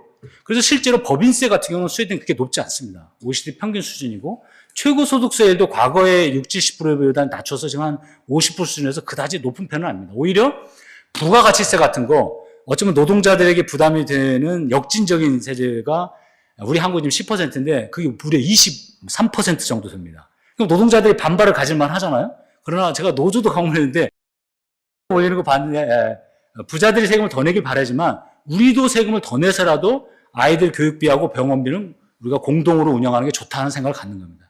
내가 민간보험이나 실손보험을 가입한다면 훨씬 부담이 클 거로 보는 거죠. 그래서 사실 스웨덴은 가난한 노동자들도 오히려 노동조합도 가면 오히려 기업을 걱정하는 거예요. 기업이 경쟁력이 높아지는데 어떻게 해야 되는 건가. 그리고 기업이 어렵다면은 내가 인상을 억제해서라도 기업을 도와야 한다 생각합니다.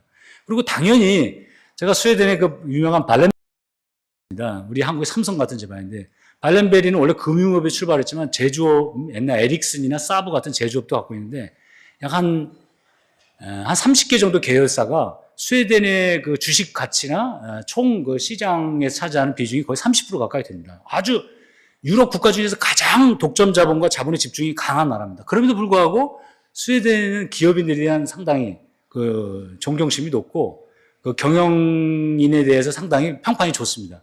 왜냐하면 큰아들한테 물려주는 게 아니라 그 집안의 모든 친척 중에서 제가 경영을 세습했는데 친척 중에서 제일 경영 능력이 뛰어난 사람을 후계자로 임명합니다. 그리고 가급적이면 경영의 실습도 자기 회사가 아니라 다른 회사에 가서 일해보라고 합니다.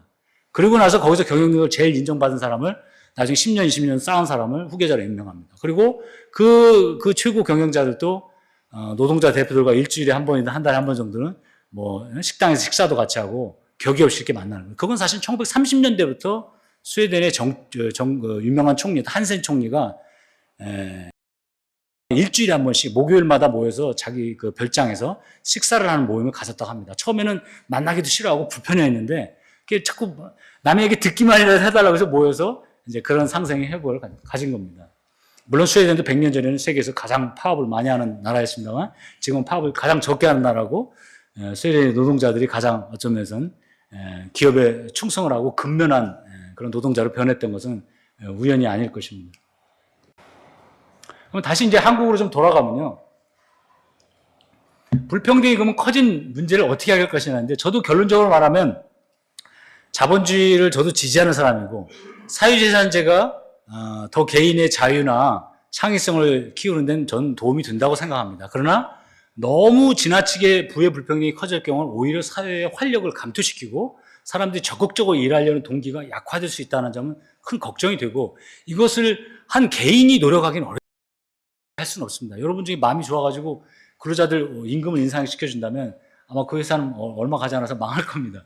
그러니까 뭐 국가적인 차원에서 뭔가 임금이라든지 조세나 복지나 이런 제도를 만들려는데 저는 그런 노력들이 우리 사회에 해야 된다고 보고, 만약 그런 노력이 안 이루어지고 지나치게 불평등 문제가 커진 사회들은 이런 행복감도 낮아지고 경제적인 비효율도 가져올 수 있고, 심지어는 건강도 나빠지고, 심지어는 이 범죄율이나 살인율, 자살률도 높아지고 정치적 갈등도 일어날 수 있다고 볼 수 있습니다. 이게 통계입니다. 이게 영국의 그 보건 쪽을 공부하는 윌킨슨이나 유명한 석학이 전 세계 건강이라든지 자살률 또는 살인율, 감옥 수감자 이런 비율을 조사했는데, 불평등 수준, 임금 이니퀄리티라는 이 수준이 높을수록 이 사회 문제의 지수가 높아지는 겁니다. 가장 높은 나라가 미국입니다. 그다음에 포르투갈, 그다음에 영국, 뉴질랜드 순이고, 가장 나른 나라는 일본이나 스웨덴, 이런 프랑스 같은 나라입니다. 우리나라는 이 연구에는 포함되지 않았지만 상당히 우리나라 높은, 미국 다음으로 높은 편으로 나타나고 있습니다. 그래서 이 평등은 단순히 어떤 심리적인 문제나 사회 갈등만의 문제가 아니라 경제에도 상당히 중요하다. 너무 지나치게 평등이 커진 사람들은 사람들이 혁신을 하려는 노력이나 창의나 도전하려는 노력을 안 할 수 있다. 그래서 오히려 사회 안전망이 잘 갖춰진 나라들이 더 창의적이고 모험적인 그런 도전을 한다. 젊은이들도 벤처를 만들거나 아니면 아직은 크지 않은 그런 신생 기업이나 중소기업에 가려고 한다는 거죠. 그러나 지금 젊은이들은 다 삼성전자라든지 기업이나 공무원이 되기를 원한다면 우리나라 혁신은 상당히 어려울 겁니다.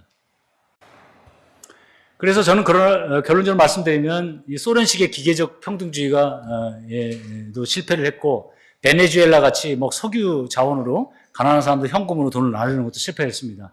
이런 인기 영합주의도 문제고, 오히려 성장 친화적인 복지 국가나 복지 자본주의로 가야 되는데, 이 복지 자본주의라는 걸 가난한 사람에게 현금을 나눠주기보다는 그 교육이나 훈련에 더 돈을 투자를 해야 되고, 그런 사회 자본이나 인적 자본에 투자를 해야 되고, 시장에 참여할 수 없는 장애인이나 노인들 비롯해 어떤 그런 취약계층에 대해서도 좀 긍정적으로 우대를 해주는 그런 정책도 함께 이루어져야 한다고 봅니다. 그래서 미국의 유명한 하버드 그 철학과 교수였던 그 존 롤스가 사실은 이 정의론의 저자로도 유명한데, 이 사람이 사회 정의의 원칙, 특히 불평등을 줄이기 위한 원칙인데 세 가지를 이야기합니다. 하나는 모든 시민이 언론의 자유나 뭐 선거의 자유 같은 이런 공평한 평등한 자유의 원칙을 가져야 되고, 둘째로는 그럼에도 불구하고 기회의 평등을 통해서 서로 일정한 차별이 있을 수 있다고 보였습니다. 그러나 우리가 경제적인 능력을 다르게 받는 게 당연하게 생각하려면 사회 최대 취약계층에게 최대한 기회를 많이 보장해야만이 그 사회 불평등이 정당화될 수 있다는 이런 철학적 주장으로 유명합니다. 이걸 흔히 영어로는 maximum principle이라고 하는데 최소 극대화 원칙입니다. 이 사회 가장 가난한 집에서 태어난 아이에게도 학교에 갈 수 있고, 대학을 돈이 없어서 포기하거나 또는 아픈데 병원에 보낼 수 없어서 치료를 못 받거나 이런 게 없어야만이 더 능력 있는 사람이 더 많은 보상을 받고 불평등이 있는 것을 하는 그런 주장입니다. 유사하게도 얼마 전에, 수년 전에 경제학, 노벨 경제학사 아마타 센, 인도 출신입니다만, 이 사람도 평생 빈곤에 대해서 연구한 사람이고, 불평등에 대한 중요한 책 썼습니다만, 이 방법을 세금을 많이 걷어서 가난한 사람이 나눠주거나, 또는 국가가 국유화해가지고, 사회주의를 만들자고 주장하지는 않았습니다. 개인이 더 많은 능력을 발휘할 수 있도록 도와주는, 즉, 개인이 스스로 사회에 살아갈 수 있는 능력을 키워주는, 자유를 키워주는 방법이 불평등이나 빈곤을 보았던 겁니다.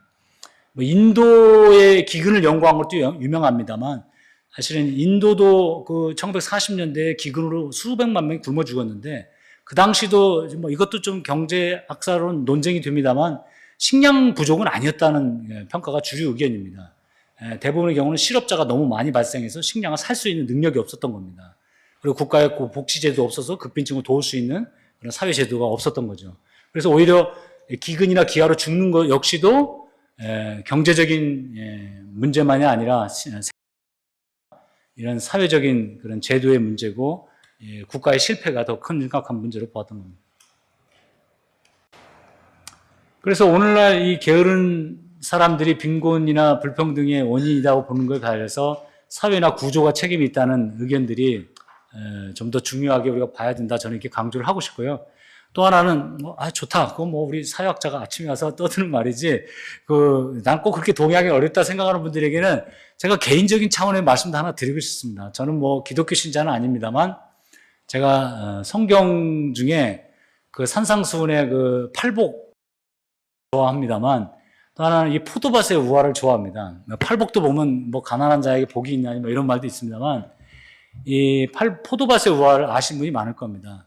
어느 날 포도밭을 경영하는 주인이 그 일꾼을 뽑으러 이렇게 갑니다. 근데 아침에 사람 뽑아 데리고 또 낮에도 뽑아 데리고 해질 무렵에 가서 뽑습니다.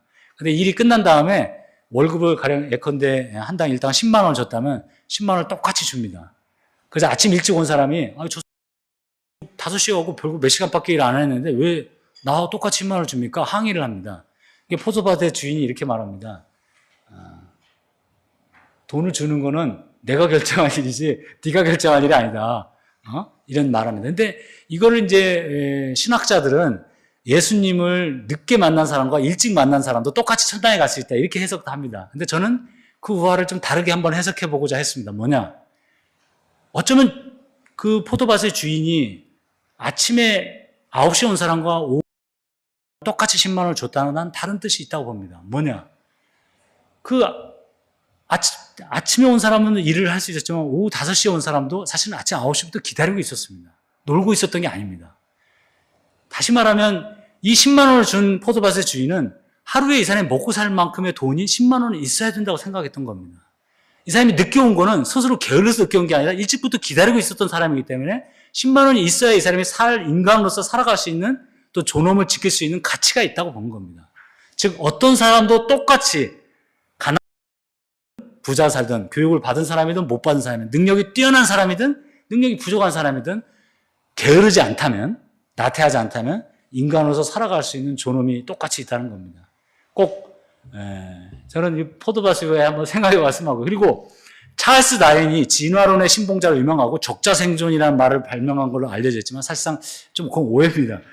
찰스 다윈은 진화론을 제창하고 사실은 적자생존이라는 것은 그 당시 유명했던 다윈을 좋아했던 사회학자인 스펜서가 만든 말입니다. 이라는 말 한 적이 없어요. 다윈은 오히려 유명한 말 합니다. 이 빈곤이라는 게 신이 만든 게 아니고 자연이 만든 게 아니라면은 그럼 우리 인간이 만든 거라면 우리 인간이 신에게 큰 죄를 진 거라고 표현합니다. 사실 다윈은 생물학자이기 전에 원래 목사가 되려고 했던 사람입니다.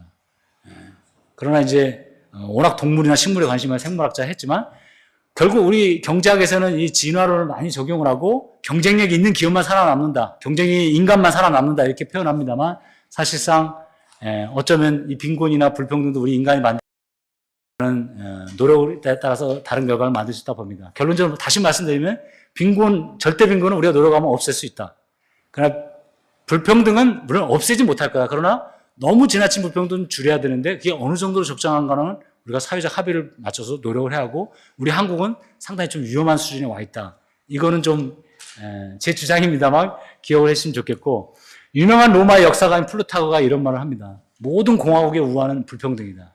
저는 우리나라의 불평등한 사람들이 파업을 하고 봉기를 하고 있는 정도는 지금 아니지만 젊은이들이 꿈이나 희망을 잃고 기업가나 과학자보다는 공무원이 되려는 건 난 또 다른 형태의 적신호라고 봅니다. 그래서 자본주의가 경제체제를 선택했지만 우리가 정치적 민주주의를 선택했는데 사실은 자세히 보시면 알겠지만 자본주의는 어떻습니까? 일주 일표입니다. 주식회사 같이. 그러나 민주주의는 1인 1표입니다. 이 두 가지 원리는 사실 상충될 수밖에 없습니다. 사실 모순적인 원리입니다. 그러나 이걸 타협하기 위해서 우리는 복지국가라는 걸 만든 겁니다. 복지국가 만든 나라들이 가장 사실 행복감이 높고 또 경제도 발전한 것은 우연이 아닙니다. 왜냐? 복지국가도 사실 복지 자본주의라고 볼 수 있는 거고 불평등은 용인을 하되 사회적인 시민권이나 사회적 평등을 가급적이 특히 교육이나 보건에 대해서는 모든 사람들이 똑같은 혜택을 받을 수 있게 하자는 것들이 사실상 우리가 많은 성공한 나라들의 사례를 볼 수 있습니다. 최근에 국가는 왜 실패하는가를 쓴 책을 유명한 그 MIT의 경제학자는 에스모글로도 사실 유사한 제도를 이야기합니다. 포용제도라는 포용국가 제도라는 표현을 쓰는데 결국은 이런 복지제도도 넓은 의미에서 포함이 되겠습니다. 그래서 경제민주화라는 것 자체도 단순히 재벌을 해체하거나 규제하는 것이 아니라 오히려 국가가 어떤 조세 정의나 또는 그 공정한 조세를 통해서 교육이나 훈련이나 삶의 질을 높이는 복지를 제공한다면, 특히 보편적인 사회보험을 제공한다면 더 많은 경제 성장에 도움이 될 거라고 봅니다.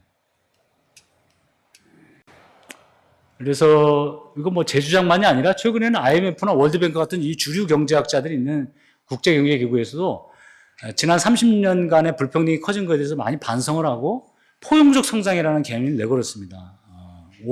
지난해는 우리 OECD 포럼도 인천에서 열렸는데 여기서도 주요 의제가 바로 인클루시브 그로스입니다. 국가가 공정한 조세를 통해서 저소득층들을 위한 사회 안전망을 강화하는 거, 또 교육정책, 공교육을 강화해서 또 교육기회를 확대하고, 또 기업 지배구조들을 이렇게 개혁을 해서 좀 더 창의적인 그런 경제를 발전할 수 있도록 바꿔줘야 한다고 보는 겁니다. 우리나라도 지금 너무 지나치게 이제 뭐 여러 가지 불법 상속이나 탈세나 조세 회피, 뭐 불공정의 문제가 되는데, 이런 문제들은 좀 국가의 역할들이 여전히 필요하고, 뭐 최저임금 인상이라든지 뭐 세금 인상, 이것이 저는 모든 문제 해결할 수 있는 것은 아니라고 봅니다. 궁극적으로는 국가를 좀 더 새롭게 개혁할 필요가 있다고 봅니다. 그럼 기업은 어떤 역할을 할 것이냐? 이게 이제 마지막 장입니다만, 사실은 한국 사회에서 빈곤이나 불평등을 줄이는데 사실은 정부도 역할을 했지만 저는 기업도 굉장히 중요한 긍정적인 역할을 했다고 봅니다. 그리고 앞으로도 더 많이 해야 된다고 봅니다. 그러나 어떤 한 개별 기업이 임금을 많이 주고 뭐 근로시간을 줄이고, 물론 한때 뭐 유한 킴벌리에서 뭐 그런 실험도 했습니다만, 그건 상당히 어려운 문제라고 봅니다. 그리고 국가 전체 차원에서 그런 노력을 해야 되고, 또 정부나 뭐 노조나 또 시민사회 협력을 하려는 노력들이 필요하다고 생각합니다. 그래서 너무 지나치게 노동시장을 유연화라든지 공장 자동화나 노사 갈등 또는 복지 축소나 이런 것들이 오히려 우리 자본주의 활력을 가로막거나 어떤 창의적인 젊은이들의 도전을 가로막는다면은 우리 경제에 어느 악영향을 줄 수 있다고 봅니다. 오히려 거꾸로 고용 안정이라든지 노사 협력이나 복지 확대가, 특히 이제 복지 중에서도 가 아니라 교육이나 훈련을 투자하는 이런 국가적인 차원의 복지는 오히려 장기적으로는 기업의 이익에도 도움이 될 수 있다고 봅니다. 한번 말씀드리면, 이제 복지국가라는 것도 상당히 사람들 오해가 많이 있는데, 복지국가는 뭐 사회주의하고도 거리가 멀고 사실 좌파라고 볼 수도 없습니다. 왜냐하면 복지국가는 원래 19세기의 사회주의자들이나 막스주의자들은 원래 반대했던 거예요. 왜냐하면 그건 그 노동자들의 그런 계급의식을 약화시키고 오히려 이게 당근을 줘가지고 체제로 포섭하는 걸로, 오히려 최초로 복지제도를 도입하고 건강보험이나 연금이나 실업수당이라는 걸 도입한 사람은 독일의 비스마르크 총리입니다. 이 사람은 보수당 정치인이었고, 독일의 부국강병을 하기 위해서 독일의 노동자들에게 병원이나 연금 제도를 도입해서 공장에서 사회주의자들이 선전해서 선동하는 것을 막고 오히려 독일을 부국으로 만들기 위한 사실 정책으로 도입했던 것입니다. 지금도 독일도 이제 그런 전통이 있는데, 영국은 물론 이제 로이드 조지라는 자유당 총리가 주도했습니다만, 사실은 자유당 또는 보수당 또는 뭐 최근 유럽의 사회민주당, 이런 많은 정치적인 합의를 통해서 복지 자본주의나 복지가 발전했고, 그런 나라들이 사실상 상당히 경제도 발전을 했고 기업도 경쟁이 높아졌다는 건 저는 우연이 아니라고 생각합니다. 그래서 지금 유엔에서도 지속가능 성장을 이야기할 때 효율성을 중시하는 경제적 가치 외에 사회적 가치, 즉 불평등 완화나 사회 통합도 이렇게 상당히 강조하고 있고, 생태적 가치도 강조하는데, 우리 기업의 패러다임을 더 넓은 의미에서 새로운 패러다임을 주도해 나간다면 앞으로 우리 한국 사회가 더 삶의 질이 높고 행복한 사회를 만드는 데 크게 기여할 수 있을 거로 봅니다. 이상입니다. 경청해 주셔서 감사합니다.